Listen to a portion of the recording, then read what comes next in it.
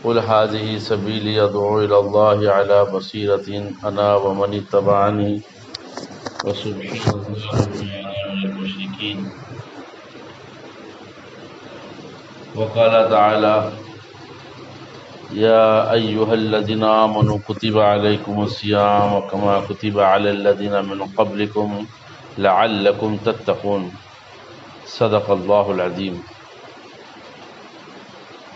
اللہ رب العزت کا بہت بڑا احسان اور کرم ہے کہ اللہ تعالیٰ نے اپنے دین کی اس عالی نسبت پر ہم سب کو یہاں جمع فرمایا ہے۔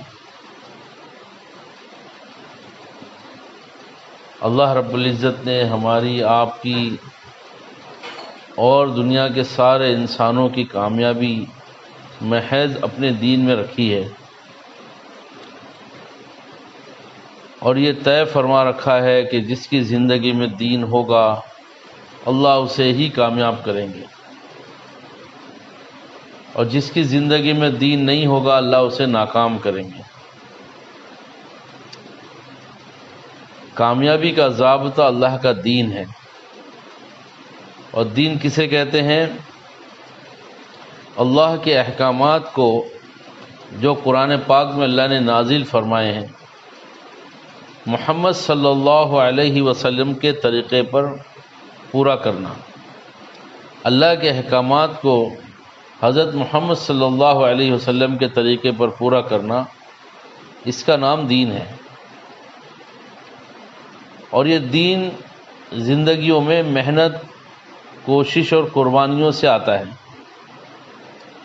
جب دین کے لیے محنت کی جاتی ہے، کوششیں کی جاتی ہے، قربانی دی جاتی ہے، تو یہ دین زندگی میں آتا ہے۔ اور جب اس میں کوششیں کمزور ہو جاتی ہے، فکر کمزور ہو جاتی ہے، تو یہ دین زندگیوں سے نکل جاتا ہے۔ جب دین زندگیوں میں آتا ہے تو دین کے آنے کے ساتھ ساتھ دین کی خیر و برکت، اس کی بھلائیاں، اس کے فائدے عمل کرنے والوں کو سمجھ میں آتے ہیں۔ اور جب دین زندگیوں سے نکل جاتا ہے اور نکلنے لگتا ہے، اللہ کے احکامات ٹوٹنے لگتے ہیں اور نبی کے طریقے چھوٹنے لگتے ہیں، طریقے زندگی سے نکل جاتے ہیں، تو اس کے نقصانات ظاہر ہوتے ہیں۔ ہمیں اندازہ نہیں ہو رہا ہے کہ آج ہم دنیا کے اندر اتنے ذلت میں، خواری میں، پریشانی میں، انتشار میں، حالات میں اور مختلف قسم کے خوف میں کیوں مبتلا ہیں۔ تو غور کریں گے تو لوگ اپنے اپنے طریقے پر اس کے نتیجے نکالتے ہیں۔ کچھ کہتے ہیں ہمارے پاس ایجوکیشن نہیں ہے، کچھ کہتے ہیں ہمارے پاس جو ہے سرکاری نوکری نہیں ہے، کچھ کہتے ہیں ہمارے پاس مال و دولت نہیں ہے، کچھ کہتے ہیں ہمارے پاس حکومت نہیں ہے، کچھ کہتے ہیں ہمارے پاس اکثریت نہیں ہے، ہم اقلیت کے اندر ہے۔ حالانکہ یہ سب باتیں بے معنی ہیں۔ یہ اللہ کی مدد کے اور کامیاب کرنے کے ضابطے کہیں پورے قرآن پاک میں آپ دیکھیں گے تو آپ کو یہ نہیں ملے گا کہ کہیں اللہ تعالیٰ نے یہ وعدہ کیا ہے ہم سے اور آپ سے اور مسلمانوں سے کہ تمہاری اکثریت رہے گی تو ہم کامیاب کریں گے، تمہارے پاس مال و دولت رہے گا تو ہم کامیاب کریں گے، تمہارے پاس حکومت اور بادشاہت رہے گی تو ہم کامیاب کریں گے، اور تمہارے پاس قوت اور ساز و سامان زیادہ رہیں گے تو کامیاب کریں گے۔ ایسا کہیں نہیں ہے، بلکہ اللہ رب العزت نے حکومت والوں کو ناکام کیا، اکثریت والوں کو ناکام کیا، باغ اور کھلیان والوں کو ناکام کیا، مال و دولت والوں کو ناکام کیا، تجارت والوں کو ناکام کیا، وزارت والوں کو ناکام کیا۔ قرآن میں اس کی مثالیں ہیں۔ فرعون اور نمرود بادشاہ تھے لیکن اللہ نے ان کو ناکام کیا۔ حامان وزیر تھا، اس کو ناکام کیا۔ قارون دولت مند تھا اللہ نے ناکام کیا۔ قوم عاد و سمود قوت اور طاقت میں اور اکثریت میں تھے، اللہ نے ان کو ناکام کیا، طاقت والے تھے، اللہ نے ان کو ناکام کیا۔ قوم سبا باغات والے تھے، اللہ نے ان کو ناکام کیا۔ قوم شعیب تجارت والے تھے، ان کو ناکام کیا۔ کیوں؟ اس لیے کہ انہوں نے اللہ کو رب ماننے سے انکار کر دیا تھا اور اپنے نبی کی بات کو ٹھکرا دیا تھا۔ یہی وجہ تھی کہ ناکام ہو گئے، سب کچھ موجود تھا، ناکام ہو گئے۔ اللہ رب العزت کے سامنے، اللہ کے پاس کامیابی کے لیے جو اللہ نے شرط مقرر فرما رکھی ہے وہ اللہ کا دین ہے، وہ اللہ کا دین ہے۔ اللہ نے فرمایا وَمَن يَبْتَغِي غَيْرَ الْإِسْلَامِ دِينًا فَلَن يُقْبَلَ مِنْهُ، اگر تم اسلام کے علاوہ اور کوئی طریقے زندگی گزار کے آؤ گے اللہ کے یہاں پر فَلَن يُقْبَلَ مِنْهُ، وہ قبول نہیں کیا جائے گا، وہ قبول نہیں کیا جائے گا۔ ان الدین عند اللہ الاسلام، کہا کہ دین تو اللہ کی نظر میں اسلام ہی ہے، دین تو اسلام ہی ہے۔ ان الدین عند اللہ الاسلام، اللہ کے یہاں دین اسلام ہے، اور یہ دین زندگی گزارنے کا وہ طریقہ ہے جو اللہ کو پسندیدہ اور محبوب ہے، اور یہ کامل اور مکمل ہے۔ ہماری جو ناکامی نظر آ رہی ہے، ہماری جو پسماندگی نظر آ رہی ہے، ہم جو پریشان نظر آ رہے ہیں، وہ دین پر نہیں چلنے کی وجہ سے، دین پر نہیں چلنے کی وجہ سے ہم پریشان ہیں، ورنہ یہ دین تو کامل اور مکمل ہے، اور یہ اللہ کی اتنی بڑی نعمت ہے جس کو اللہ نے نعمت کہا ہے۔ اللہ اپنے کلام میں فرما رہے ہیں الیوم اکملت لکم دینکم واتممت علیکم نعمتی ورضیت لکم الاسلام دینا۔ اللہ نے اعلان کیا قرآن پاک میں کہ آج کے دن ہم نے یہ دین کو مکمل کر دیا ہے، اکملت لکم دینکم، مکمل کر دیا ہے، واتممت علیکم نعمتی، اور نعمتیں ہم نے تمام کر دی ہے، یہ نعمت مکمل کر دی ہے۔ اب اس سے بڑی کوئی نعمت نہیں ہے، اللہ کے دین سے بڑھ کر کوئی نعمت نہیں ہے۔ وَرَضِيتُ لَكُمُ الْإِسْلَامَ دِينًا، اور یوں فرمایا کہ ہم اسی دین اسلام سے راضی ہیں، اسی دین سے راضی ہیں۔ اب اس کے اصول اور ضابطے کیا ہے؟ یہ دین ہم سب کے سامنے ہیں، ہم پسند بھی کرتے ہیں، ہم مسلمان بھی ہیں ماشاءاللہ، اپنے مسلمان ہونے پر ہمیں جو ہے فخر بھی ہے۔ اللہ تعالیٰ نے بت پرستی سے بچایا ہے، اللہ نے شرک سے بچایا ہے، اللہ نے پتھروں کے پوجنے سے بچایا ہے، یہ اللہ کا بہت بڑا احسان ہے۔ ہم مسلمان ہیں اور الحمدللہ کچھ نماز بھی پڑھ لیتے ہیں، کچھ روزہ بھی رکھ لیتے ہیں، مہینے کا رمضان آتا ہے، کچھ تھوڑی بہت ذکر تلاوت بھی کر لیتے ہیں، ہم اپنے آپ کو مسلمان سمجھتے ہیں۔ لیکن اللہ کے جو وعدے ہیں وہ وعدوں کو پورا ہونے کے لیے اس کا مکمل عمل کا مکمل ہونا ضروری ہے۔ ہاں، اللہ کی طرف سے ہمیں مطالبہ ہے یا ایھا الذین آمنوا ادخلوا فی السلم کافۃ ولا تتبعوا خطوات الشیطان انہ لکم عدو مبین، اے ایمان والوں ادخلوا فی السلم کافۃ، پورے کے پورے دین میں داخل ہو جاؤ، ولا تتبعوا خطوات الشیطان، اور شیطان کی پیروی مت کرو، انہ لکم عدو مبین، وہ تمہارا کھلا ہوا دشمن ہے۔ اب ہم مسلمان تو ہیں، کچھ اعمال بھی کر رہے ہیں جیسے ہم سے ہو رہا ہے، لیکن اللہ کا مطالبہ کامل دین کا ہے۔ جب ہماری زندگی کے اندر کامل دین آئے گا تب دیکھو کام پورا ہونے پر جو ہے اس کا نتیجہ ہے، کام پورا ہونے پر نتیجہ ہے۔ کھانا بنا رہے ہیں، تھوڑی دیر گیس چلا کر بند کر دیا، چاول پکا نہیں تو نتیجہ خراب آ جائے گا، وہ کھانے کے لائق بھی نہیں رہے گا۔ آٹا گوندھ رہے ہیں اور پانی زیادہ ڈال دیے، چھوڑ دیا ہم نے، جب روٹی توے پر ڈال دی اور چھوڑ دی، جل گئی، تو ایسا نہیں ہے۔ کام کو مکمل کریں گے تو اس کا نتیجہ ہے، نہ کم نہ زیادہ، کامل، اس کو صحیح رخ پر صحیح طریقے پہ جیسے تقاضا ہے، جیسی ضرورت ہے، جتنا تقاضا ہے، جتنی ضرورت ہے، اور جیسے کہا ویسے کرنا، جیسے کیا ویسے کرنا، تب یہ نتیجہ آئے گا۔ ہم تو الحمدللہ مسلمان ہیں، کچھ اعمال کر رہے ہیں، لیکن یہ کچھ اعمال سے نتیجہ پورا نہیں آئے گا، اللہ کے فیصلے نہیں ہوں گے۔ ہاں بے شک ہم کو نماز پڑھنے پر نیکی ملے گی، ہمیں جو ہے روزہ رکھنے پر نیکی ملے گی، ہم کو ذکر و تلاوت کرنے پر نیکی ملے گی، لیکن اللہ کی طرف سے ہمارے حق میں کامل فیصلے جو عزتوں کے ہیں، جو کامیابیوں کے ہیں، جو حکومتوں کے ہیں، جو اپنی غیبی مدد اور نصرت کے ہیں، یہ سارے وعدے جو ہے کامل دین کے اوپر اللہ تعالیٰ ظاہر کریں گے۔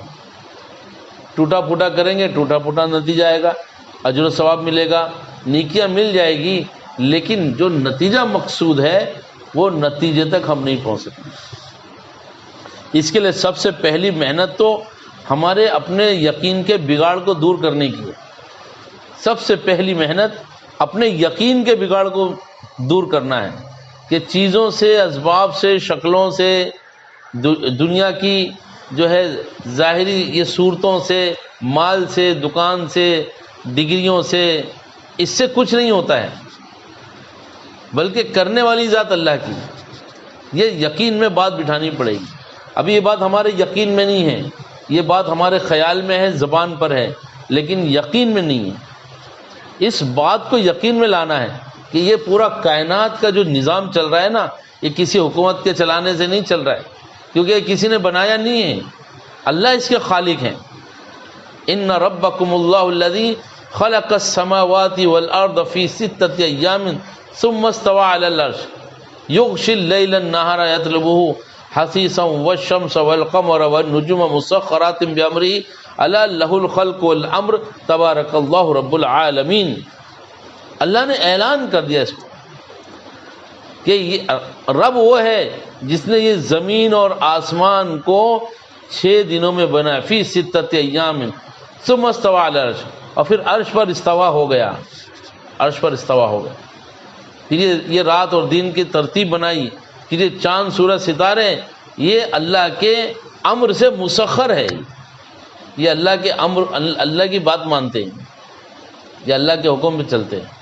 والشمس مستقر لہا، یہ کہا کہ جو ہے سورج جو ہے اپنے راستے پر چل رہا ہے، چاند اپنے راستے پر چل رہا ہے، ہوائیں یہ سب اللہ کے حکم کے تابع ہیں۔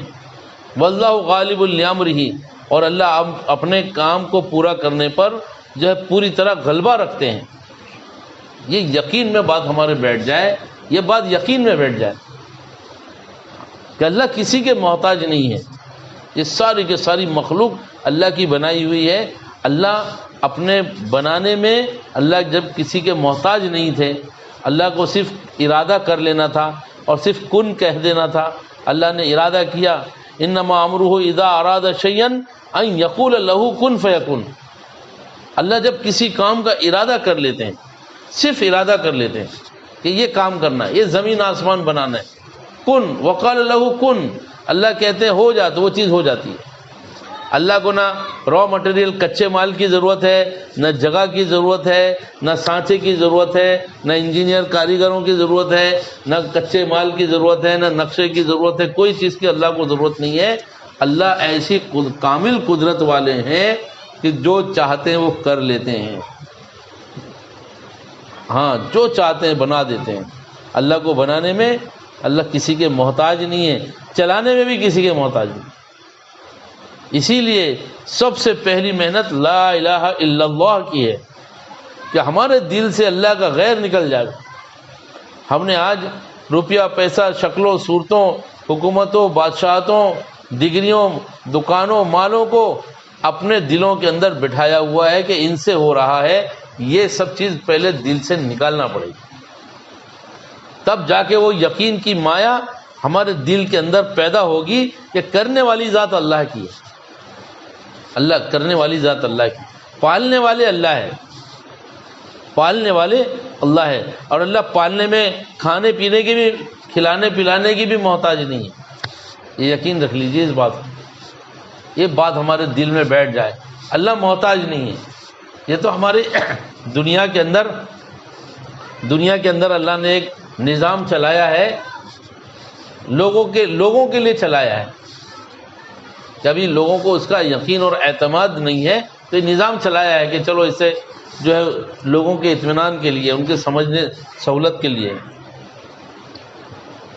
اصحاب کہف، قرآن پاک میں سورہ کہف ہے، 309 سال اللہ رب العزت نے وہ اصحاب کہف کو اس غار کے اندر سلا کے رکھا، 309 سال، اور وہ زمانہ ان کے لیے اتنا مختصر کر دیا جیسے وہ 1 یا 2 دن سوئے ہوں، بس 1 دن یا اسے کم زیادہ۔ آنکھ کھلی تو بھوک لگی تو کہا کہ وہ پیسہ دیا کہ آ جاؤ، یہ جا کے بازار سے پیسہ لے کر آنا، اور اپنی اصلیت ظاہر نہیں کرنا، چھپا کر لے کر آنا۔ اب ان کو کیا پتا کہ کتنے سال سوئے، وہ 309 سال سوئے۔ جب مارکیٹ میں جا کر 300 سال پرانا سکہ جب لے کر دیکھے تو لوگ ان کے پیچھے لگ گئے، کون ہے، کیا ہے یہ، تو ساری انکوائری، بہت لمبا قصہ ہے۔ بتانا صرف مقصود یہ ہے کہ 309 سال اللہ رب العزت نے سلایا، اور وہ سونے کا وقفہ اتنا مختصر کر دیا ان کے لیے۔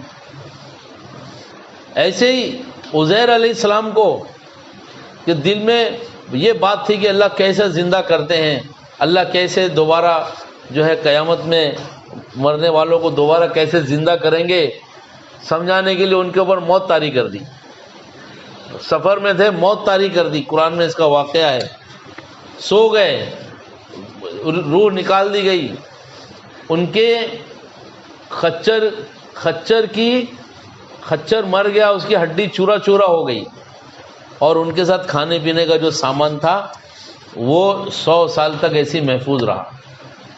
جب 100 سال کے بعد اٹھایا تو ان کو ایسا لگا کہ 1 دن سوئے، بس 1 دن سوئے۔ جب روح لوٹائی گئی پھر کہا دیکھو تمہارا خچر چورا چورا ہو گیا ہے، اس کی ہڈی بوسیدہ ہو گئی ہے۔ پھر وہ اللہ کے حکم سے وہ خچر کہ وہ جو ہڈیاں بوسیدہ ہو گئی، جو پاؤڈر ہو گئی تھی، اسی پاؤڈر میں سے وہ خچر جو ہے کھڑا ہو گیا، زندہ ہو گیا۔ اللہ ان کو بتانا چاہ رہے تھے کہ دیکھو ہم کیسے زندہ کریں گے تمہارے کو مرنے کے بعد۔ لوگ یہ کہتے ہیں نا کہ وَكَانُوا يَقُولُونَ إِذَا مِتْنَا وَكُنَّا تُرَابًا وَعِظَامًا أَإِنَّا لَمَبْعُوثُونَ، کہ جب وہ کہنے لگے کہ ہم جب اِذَا مِتْنَا، جب ہم مر جائیں گے اور جب ہم مٹی ہو جائیں گے، ہماری ہڈیاں گل سڑ جائے گی، أَإِنَّا لَمَبْعُوثُونَ، کیا ہم دوبارہ اٹھائے جائیں گے؟ تو اللہ نے کہا ان سے کہو کہ ہاں تم بھی اٹھائے جاؤ گے، اور اولین اور آخرین سب اٹھائے جائیں گے۔ لَمَجْمُوعُونَ إِلَىٰ يَوْمٍ مِيقَاتٍ مَعْلُومٍ، ہاں اس دن سب کو اٹھایا جائے گا۔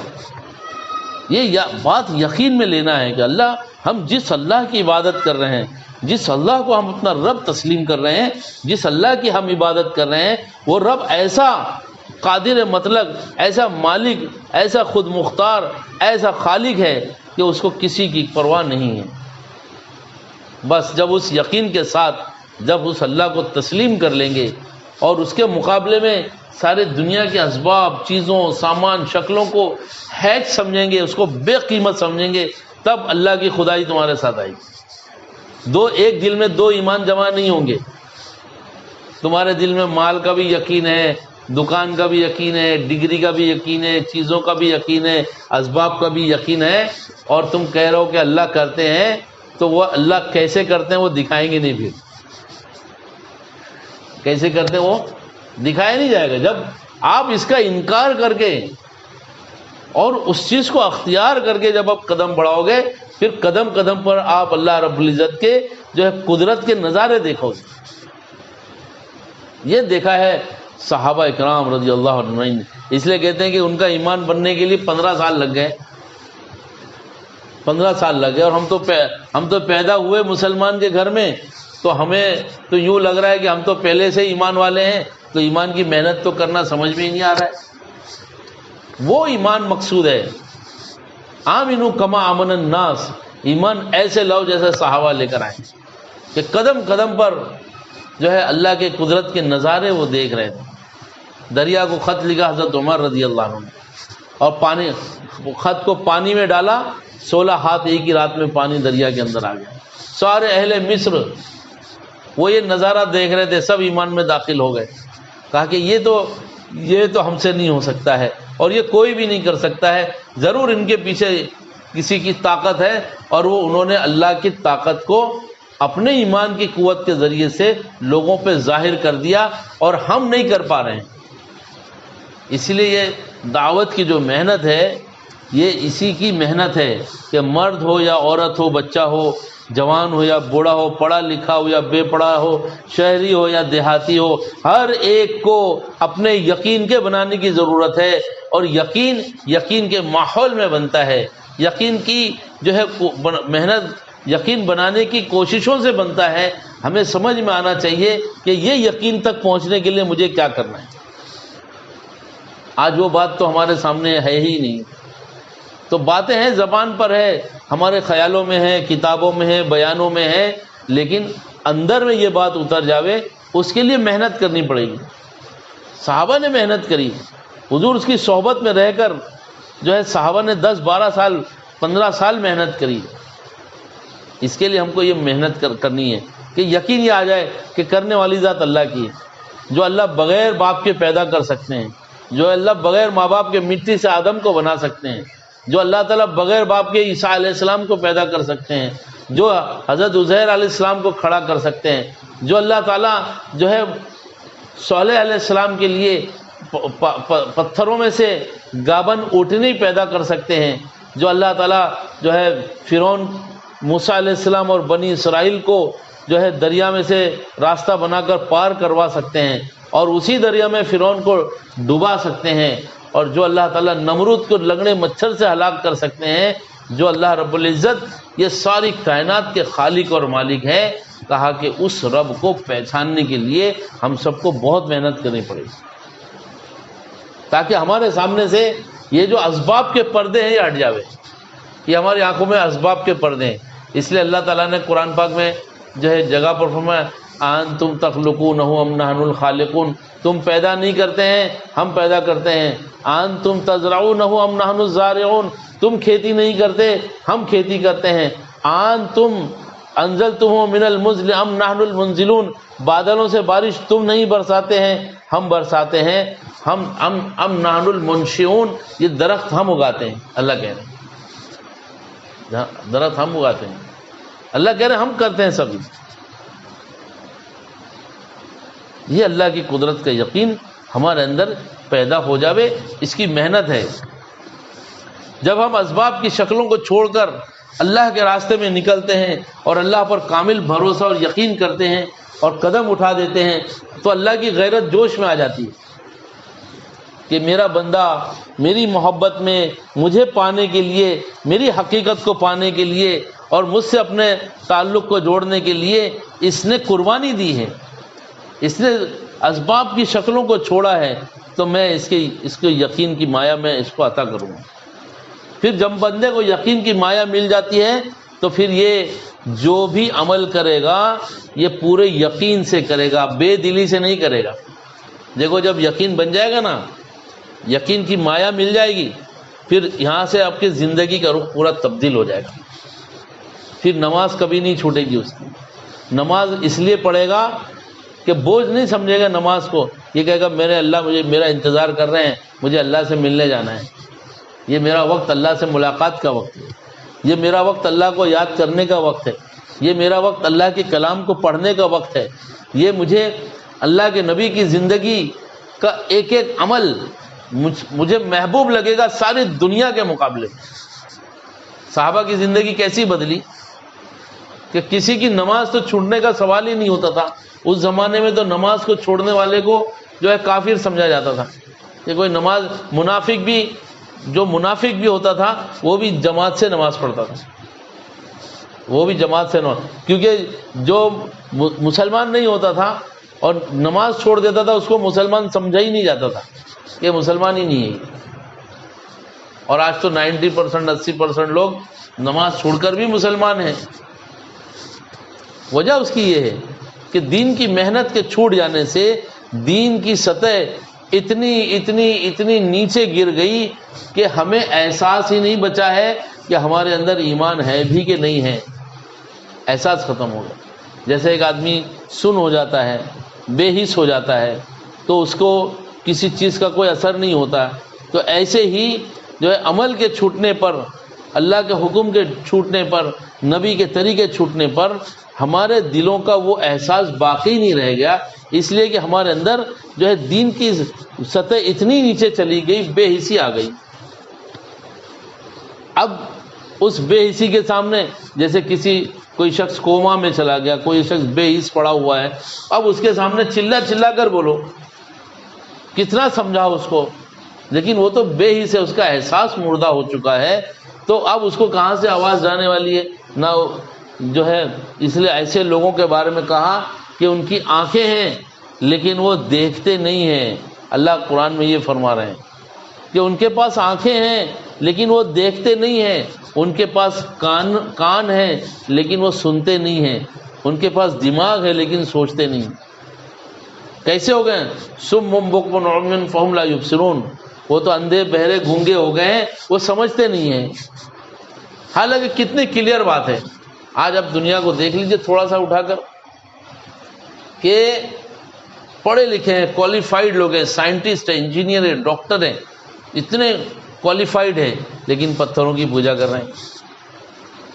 سمجھ رہے کہ یہ پتھر انسانوں کے ہاتھ کا بنایا ہوا ہے، لیکن اس کے باوجود بھی عقل پر ایسے پردہ پڑا ہوا ہے کہ وہ عقل جیسے ماری گئی ہے۔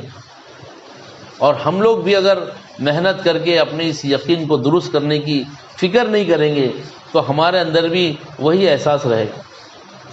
اس کے لیے جب ہمارا یقین صحیح ہو جائے گا تو پھر اللہ کا کوئی حکم چھوٹے گا نہیں۔ پھر آپ دیکھیے صحابہ کی زندگی اٹھا کر دیکھ لیجئے، کبھی کوئی صحابی نے نماز چھوڑی ہو کیا، کبھی کسی صحابی نے روزہ چھوڑا ہو کیا، منع کرنا پڑتا تھا، ارے بھائی مت کرو۔ ایک 3 صحابی نے جب اللہ کے نبی کی عبادت کا حال سنا حضرت عائشہ رضی اللہ تعالیٰ عنہا سے، تو 3 نوجوان صحابیوں نے اعلان کر دیا کہ ایک نے کہا کہ میں روزانہ رات کو جو ہے عبادت کروں گا، کبھی سوؤں گا نہیں میں۔ ایک نے کہا میں ہمیشہ روزہ رکھوں گا، کبھی جو ہے کھاؤں گا نہیں، افطار نہیں کروں گا۔ تیسرے نے کہا کہ میں نکاح نہیں کروں گا۔ اللہ کے نبی صلی اللہ علیہ وسلم کو یہ بات پتہ چلی، آپ نے ان کو سمجھایا۔ وہ اس لیے سوچا انہوں نے کہ ارے اللہ کے نبی ہے، جو ہے ان کی نیکیاں تو کمال درجے کی ہے، ہمارے پاس تو ویسا عمل نہیں ہے، تو چلو ہم کیا کریں، خوب عمل کر کے ہم آگے بڑھیں گے۔ اللہ کے نبی صلی اللہ علیہ وسلم نے فرمایا، ان کو بلا کر کہا کہ دیکھو میں کھاتا بھی ہوں اور روزہ بھی رکھتا ہوں، میں راتوں کو جاگتا بھی ہوں اور میں سوتا بھی ہوں، اور میں نے نکاح بھی کیے ہیں، اور جو میرے پر چلے گا وہ مجھ سے ہے، اور جو میرے طریقے پر نہیں چلے گا وہ مجھ سے نہیں ہے، ہم میں سے نہیں ہے۔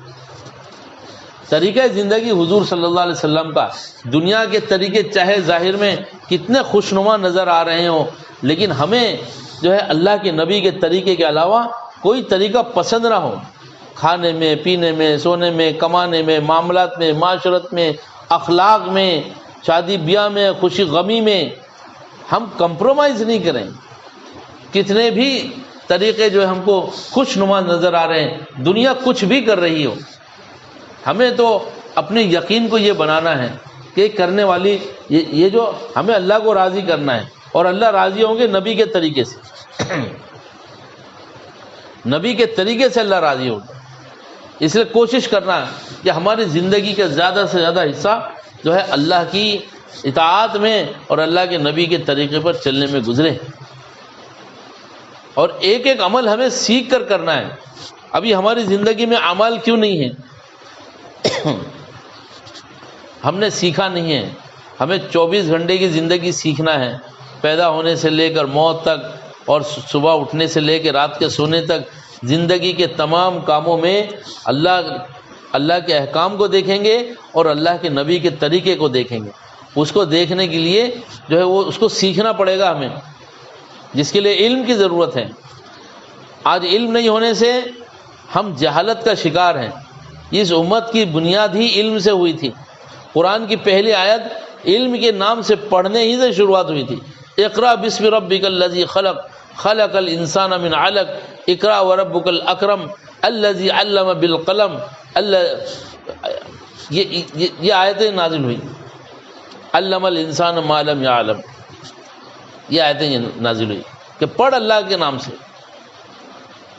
تو جس امت کی ابتدا پڑھنے سے ہوئی ہے، آج وہ امت علم میں، تعلیم میں جو ہے پیچھے ہو گئی، تربیت میں پیچھے ہو گئی، اخلاق میں پیچھے ہو گئی. لوگ ہماری زندگیوں کو دیکھتے ہیں اور وہ ہماری زندگی میں کامل اسلام دیکھنا چاہتے ہیں، اور ہماری زندگی میں اسلام ہے نہیں. اس لیے دنیا کنفیوز ہے کہ قرآن کا اسلام تو الگ ہے، نبی کی زندگی کا اسلام الگ ہے، اور یہ مسلمانوں کا اسلام الگ ہے.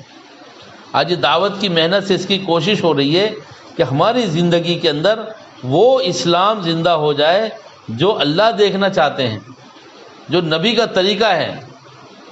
اس کے لیے محنت ہے. یہ پہلی محنت اپنے یقین کو صحیح کرنے کی ہے، اور یقین دعوت سے بنے گا، اور یقین بنے گا تو عمل زندگی میں آئے گا، اور عمل زندگی میں آئے گا تو اللہ کے فیصلے آئیں گے.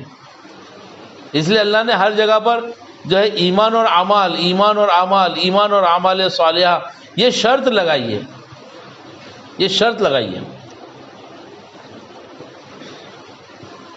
تم کو حکومت دیں گے، اللہ نے ایمان اور اعمال کی شرط لگائی. وعدہ کیا اللہ نے، وعد اللہ الذین آمنوا منکم وعملوا الصالحات لیستخلفنہم فی الارض. اللہ کا وعدہ ہے ان لوگوں سے جو ایمان لے کر آئے اور اعمال صالحہ کی، ہم ان کو زمین کا بادشاہ بنا دیں گے. یہ اللہ کا وعدہ ہے، اور ٹھکانہ دیں گے. اور اللہ کا وعدہ ہے کہ جو من عمل صالحا، جس نے نیک عمل کیا، وہ مومن، وہ مومن ہے. مومن ہونے کے لیے جو ہے اعمال صالحہ کا کرنا ضروری ہے. تو اللہ فرما رہے ہیں فَلَنُحْيِيَنَّهُ حَيَاةً طَيِّبَةً، کہ جس نے نیک اعمال والی زندگی گزاری، اللہ نے اس کے لیے اعلان کیا کہ وہ مومن ہے، اور ہم ان کو پاکیزہ زندگی دیں گے، چاہے وہ مرد ہو چاہے وہ عورتیں ہوں، پاکیزہ زندگی اللہ دیں گے. اسی لیے ہماری زندگی صحیح رخ پر آ جائے. یہ دعوت کی محنت ہمارے اپنے یقین کو، اپنے اعمال کو بنانے کے لیے، یہ آدم سازی کے لیے ہے، یا ہماری تربیت کے لیے ہے. بغیر تربیت کے، بغیر کوششوں کے، بغیر فکر کے، بغیر اپنی زندگی پر مجاہدہ کیے ہوئے ہم اس منزل تک نہیں پہنچ سکتے. ہمارا ممکن نہیں ہے پہنچنا. ایک بچے کو ڈاکٹر بننا ہے تو کتنے سال محنت ہے؟ پورے 20-22 سال محنت ہے. 10ویں کرتے کرتے 13 سال ہو جاتے، 2 سال 12ویں کیا 15 سال ہو گئے، اور 5 سال جو ہے اس کا کورس کیا، اپرینٹسشپ کیا، میڈیکل ڈاکٹر کا سرٹیفکیٹ. 20-22 سال محنت کرتا ہے، تب جا کر اس کو ایک ڈاکٹر کا سرٹیفکیٹ ملتا ہے، جو صرف انسان کے جسم کا علاج کر پاتا ہے. ہاں، وہ بھی پورا نہیں کر پاتا ہے. پھر اس کو اگر آنکھ کا اسپیشلسٹ بننا ہے تو 2 سال الگ، کان کا اسپیشلسٹ 2 سال الگ، ہارٹ کا اسپیشلسٹ 2 سال الگ. ایسے تو پوری زندگی خالی باڈی کو ہی سمجھتے چلا جائے گا، اس کو تو بھی نہیں سمجھ پائے گا. اور یہ ایمان بنانے کی محنت، ہم کہتے ہیں کہ اللہ کے راستے میں نکل کر اپنے ایمان کو بناؤ، تو ہمارے اندر کی روح سے لے کر، جسم سے لے کر روے تک، سر کے بال سے لے کر پیر کے ناخن تک، یہ سارے اعضاء اور سارے حرکات اور سکنات، یہ سارا مزاج، ہماری نفسیات، ہمارا یہ سارا معاشرہ، ہمارا سماج، ہماری سوسائٹی، ہمارا رہن سہن، ہمارے ساتھ جتنے لوگ جڑیں گے، سب کے لیے ہماری زندگی نافع بن جائے گی. آج بیماریوں سے پریشان ہیں، ڈپریشن سے پریشان ہیں، ناکامیوں سے پریشان ہیں، بیماریوں سے پریشان ہیں، قرضوں سے پریشان ہیں، اور آپس کے جھگڑوں سے پریشان ہیں، اختلافات سے پریشان ہیں. امت، پورا معاشرہ بے حیائی اور جو سماجی نابرابری اور الگ الگ قسم کے مسائل سے دوچار ہیں. پرسکون کوئی بھی نہیں ہے، پیسے والا بھی نہیں اور غریب بھی نہیں، حکومت والا بھی نہیں اور بغیر حکومت والا بھی نہیں، ہاں شہری بھی نہیں ہے، دیہاتی بھی نہیں. ہر آدمی اندر سے پریشان. کیوں پریشان ہے؟ کیونکہ اس نے ایمان اور ایمان کے تقاضے اور اعمال صالحہ کو چھوڑ دیا. ورنہ اگر ایمان زندگی میں ہوتا اور اللہ کے احکام اور نبی کا طریقہ زندگی میں ہوگا نا, تو وہ جھوپڑے میں بھی رہے گا تو خوش و خرم رہے گا اور پرسکون رہے گا.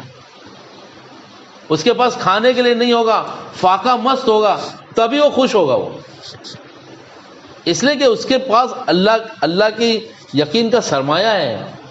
اس کے پاس دولت ہے نماز کی, دعا کی, ذکر کی, اللہ کی قدرت کو اپنے ساتھ میں لینے کی. اس کے پاس دولت ہے. وہ دولت نظر نہیں آتی ہے, یہ بندے کا اپنا معاملہ ہے. بندہ اللہ سے کہتا ہے اللہ یہ کام کر دو, وہ کام اللہ خاموشی سے کر دیتے ہیں. کسی کو شور شرابہ نہیں ہوتا ہے, پتہ نہیں چلتا. ارے بھائی اس کے پاس تو کھانے پینے کو بھی نہیں ہے, پھر بھی ہنستا کھوشتا خوش و خرم نظر آ رہا ہے. ہم تو کما کے پریشان ہیں. اور یہ دیکھیے کیسے مست ہے, جب اٹھے گے جو ہے چلے تبلیغ میں, جب دیکھو نکلتے ہیں جماعت میں. ان کو کمائی دھمائی ہے کہ نہیں ہے؟ لوگ سوال کیوں کس کے لیے کرتے ہیں؟ ارے کروڑوں پتی لاکھوں کروڑوں کما کر بھی مطمئن نہیں ہے, اور مزید حرص اور ہوس کے پیچھے وہ پاگلوں کے جیسا دوڑ رہا ہے اس دنیا کو حاصل کرنے کے لیے, جس دنیا کو اس کو چھوڑ کر جانا ہے, جس دنیا کو چھوڑ کر جانا ہے اور جا کر پچھتانا ہے. ہم سب بیٹھ کر ذرا ایک بات پر غور کریں.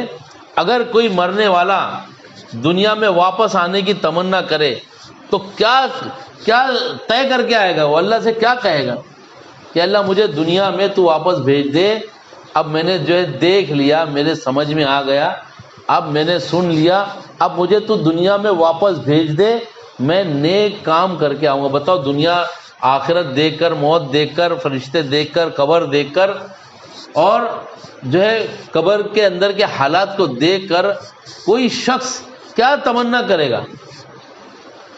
کیا تمنا کرے گا؟ وہ یہ تمنا کرے گا کہ اللہ مجھے ایک چانس اور دے دے. کس لیے دے دے؟ کہ میں دنیا میں نیک کام کر کے آؤں گا. اللہ نے قرآن پاک میں فرمایا ربنا ابصرنا, اے رب میں نے دیکھ لیا, وسمعنا اور میں نے سن لیا, فرجعنا مجھے لوٹا دیجئے, نعمل صالحا انا لموقنون, اب میں نیک کام کر کے آ جاؤں گا, مجھے یقین آ گیا ہے. مرنے کے بعد تو سب کو یقین آ جائے گا, ابھی تو غیب کا معاملہ ہے, ابھی تو غیب کا معاملہ ہے. ہر ایک بندہ یہی کہے گا اے اللہ, ہر نافرمان کہے گا, کافر کہے گا یا لیتنی کنت ترابا, کاش کہ میں مٹی ہو گیا ہوتا, یہ عذاب کی شکلیں مجھے دیکھنی نہیں پڑتی, کاش کہ میں مٹی ہو گیا ہوتا. تو یوں کہے گا ربنا ابصرنا وسمعنا فرجعنا نعمل صالحا انا لموقنون, اے اللہ میں نے دیکھ لیا اور میں نے سن لیا, اب مجھے لوٹا دیجئے, میں نیک کام کر کے آؤں گا, مجھے یقین آ گیا. اب مجھے بتائیے, جو گیا تو آنے والا تو ہے نہیں, لیکن اللہ رب العزت نے اس مرنے والے کے اس کیفیت کو بیان کر کے ہمیں اس بات کے لیے آمادہ کیا ہے کہ تمہاری یہ جو زندگی کی سانسیں چل رہی ہے یہ تمہارے لیے موقع ہے, وہ موقع آنے سے پہلے سمجھ لو. تم بھی یہی کہو گے جانے کے بعد ہم سب کہ اللہ ہم کو لوٹا دیجیے. ارے یہ جو موقع ہے, ہماری سانسیں چل رہی ہے, یہ زندگی ہے, یہ ہمارے ہاتھ میں چانس ہے. لوگ دنیا کے پیچھے پاگلوں کی طرح دوڑ کر اپنی زندگی کو تباہی کے دہانے پر پہنچا دیے ہیں اور اپنی آخرت سے بے فکر ہیں, اور جب اچانک موت آ جائے گی تو پھر وہ سارا موقع ختم ہو جائے گا. اس موقع موت سے آنے سے پہلے عقل مند شخص وہ, اللہ کے نبی نے پوچھا عقل مند شخص کون ہے؟ کہا عقل مند شخص وہ ہے جو موت کے آنے سے پہلے موت کی تیاری کر لے, وہ عقل مند آدمی ہے, کیونکہ ریٹرن نہیں ہے. موت جو ہے ون وے ٹرافک ہے, وہ ایک بار گیا تو واپس نہیں آئے گا. آج گھر پر آ کر لوگ سمجھا رہے ہیں, تشکیلیں کر رہے ہیں کہ دیکھو دنیا کو چھوڑو, آخرت کی فکر کر لو, اپنی زندگی بنا لو, اپنے رب کو راضی کر لو, اپنے مولا کو راضی کر کے جاؤ, تاکہ وہ تمہارے لیے وہ جنت کا اس نے انتظام کیا ہے. ابھی رمضان آ رہا ہے, کہ رمضان آنے سے پہلے کہا کہ جو ہے جنت کو آراستہ کیا جاتا ہے. کس کے لیے؟ کہ اللہ کہتے ہیں جنت کو سجا دو کہ میرے بندے تنافس کر کے، محنت کر کے اور مجاہدہ کر کے اور روزے رکھ کر اور تراویح پڑھ کر اور قرآن پڑھ کر اور میری اطاعت کر کے اور میری خوشی کے لیے بھوک اور پیاس برداشت کر کے جو ہے میری جنت کی طرف آنے والے ہیں، ان کے اکرام کے لیے جنت کو سجایا جاتا ہے۔ یہ مہینہ آ رہا ہے، ہم اس کی قدر کر لیں، اس کی اللہ کرے کہ یہ ہمارے سمجھ میں آ جائے کہ یہ مہینہ کھانے پینے کے لیے نہیں آ رہا ہے، یہ مہینہ ہمارے جو ہے ہمارے پکانے کے ہنر کو کی نمائش کے لیے نہیں آ رہا ہے کہ سارے ہم نے اچھے اچھے پکوان کو رمضان کے لیے اٹھا رکھا ہے کہ یہ بنائیں گے، مینو تیار ہو جاتا ہے، یہ پکائیں گے، یہ کھائیں گے اور یہ پیئیں گے، اور شیطان ابھی سے سارا ذہن میں ہماری تشکیل کر کے چھوڑ دیتا ہے، کیونکہ وہ تو قید ہو جاتا ہے، لیکن ہمارے دماغ کے کمپیوٹر میں ساری باتیں فٹ کر کے پہلے ہی چلے جاتا ہے کہ یہ تم کو کرنا ہے رمضان میں، کیونکہ رمضان میں تو کر نہیں پائے گا، وہ تو قید ہو جاتا ہے، تو وہ ابھی سے پورا اپنی کمپیوٹر چپ ڈال دیتا ہے دماغ کے اندر، سارے پلان ابھی سے بن جاتے ہیں کہ یہ کرنا ہے، یہ کرنا ہے، یہ بنانا ہے، یہ لاؤ، وہ کرو، ساری چیزیں۔ اور اتنا قیمتی مہینہ جس کے لیے اللہ خود اتنا جو ہے اہتمام کرواتے تھے، اور وہ مہینہ ہمارے کھانے کے، پینے کے، کپڑے کے، گھروں کے سجانے کے اور دنیا کی شکلوں نکل جاتا ہے۔ یہ مہینہ اتنا قیمتی ہے، اللہ کے نبی صلی اللہ علیہ وسلم رجب ہی سے دعا مانگا کرتے تھے کہ اللہ ہمارے رجب اور شعبان میں برکت عطا فرما، وہ بلغنا رمضان، اور ہمیں رمضان تک پہنچا دے، کیونکہ یہ مہینہ برکتوں والا مہینہ ہے، نماز ہے، ذکر ہے، تلاوتیں ہیں۔ امام شافعی رحمۃ اللہ علیہ جو ہے 61 قرآن ختم کرتے تھے، ایک دن میں، ایک رات میں، ایک تراویح میں۔ یہ مہینہ عبادت کے لیے ہے، اس میں نفل کا ثواب فرض کے برابر اور فرض کا ثواب 70 فرائض کے برابر ہو جاتا ہے، اجر بڑھ جاتا ہے، رزق بھی بڑھ جاتا ہے، نیکیوں کا مہینہ ہے۔ اس میں پہلا عشرہ رحمت ہے، دوسرا عشرہ مغفرت ہے، تیسرا عشرہ آگ سے خلاصی ہے۔ اللہ کے نبی صلی اللہ علیہ وسلم نے صحابہ کو قریب کیا اور ممبر کے پہلے جو ہے زینے پر قدم رکھا، کہا آمین، دوسرے پر قدم رکھا آمین، تیسرے ممبر کی سیڑھی پر قدم رکھا آمین۔ صحابہ کو بڑا تعجب ہوا، بعد میں پوچھا اللہ کے نبی کیا بات تھی؟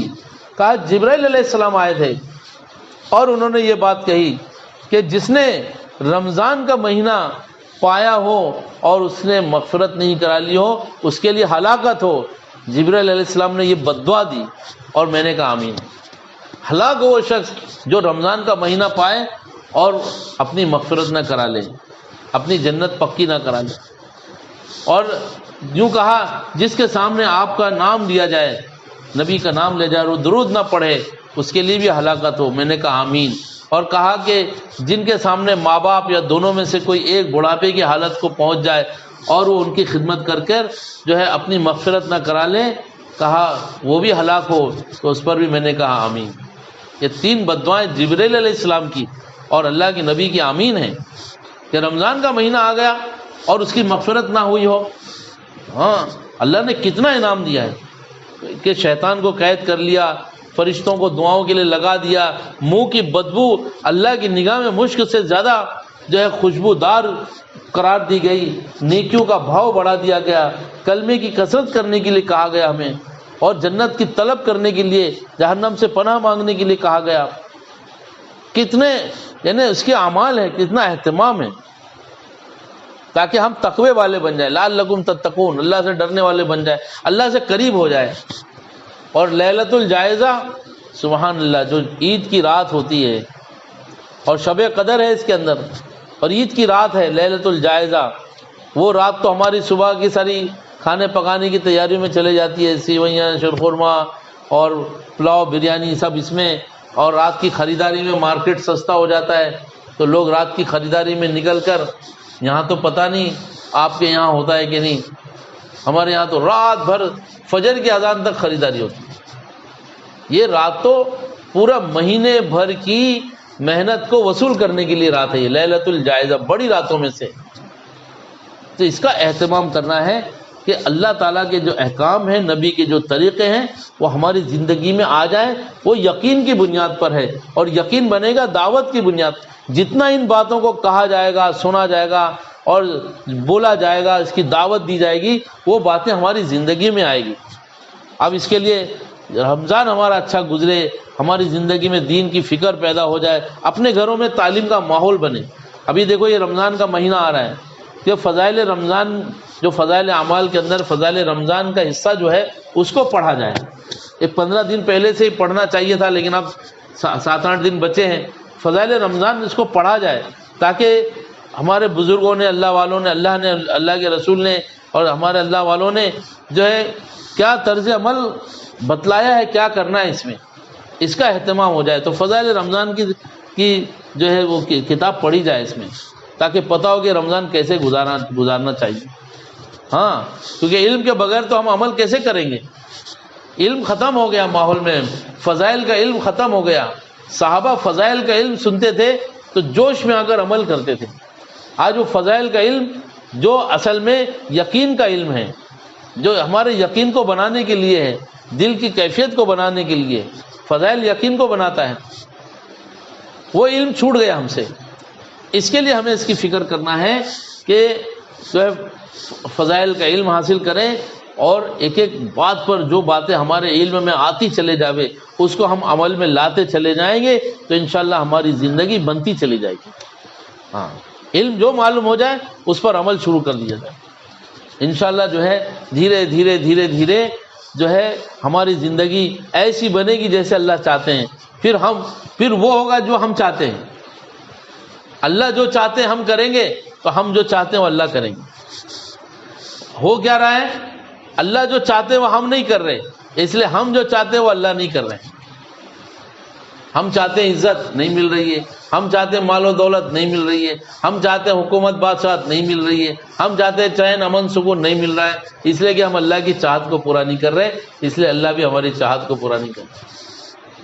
اس لیے اپنی زندگی پر ہم رحم کھائیں اور فکر کر لیں، اور اپنے آپ کو یہ اعمال دعوت سے گزاریں.